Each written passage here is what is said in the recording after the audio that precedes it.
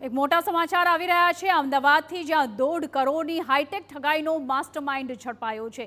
Alice bridge police અને LCB zone 7નું સંયુક્ત operation અહીં સફળ થયું છે। સુરતમાંથી મુખ્ય આરોપી નિખિલ ખલાસની ધરપકડ કરવામાં આવી છે। આઈટી કંપનીમાં નોકરી દરમિયાન એડમિન રાઇટ્સનો દુરુપયોગ કર્યો હોવાનો પણ અહીં ખુલાસો થયો છે। મૂળ બિડર એકાઉન્ટન્ટ બદલીને 1.56 કરોડની ઉચાપત આચરી હોવાનો પણ અહીં દાવો થઈ રહ્યો છે અને કંપનીના હેડ ઓફ સપોર્ટ બિડિંગ પદનો તેમને દુરુપયોગ કર્યો છે અને અત્યારે તેમની ધરપકડ પણ થઈ ગઈ છે। અને સાથે જ આપણે જણાવી દઈએ, ટેકનોલોજીનો ઉપયોગ કરી વર્ષો સુધી પોલીસને ચકમો આપ્યો છે।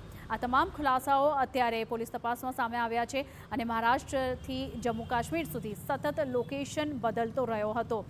આ સાથે જ આપણે જણાવી દઈએ કે રૂપિયા 61.44 લાખથી લઈને વધુની રકમ પોલીસે અત્યારે ફ્રીઝ કરાવી દીધી છે। આરોપી પાસેથી 3 મોબાઈલ ફોન અને લેપટોપ પણ જપ્ત કરવામાં આવ્યા છે। બાકીની રકમ કબજે કરવા માટે પોલીસે કાર્યવાહી તેજ કરી છે।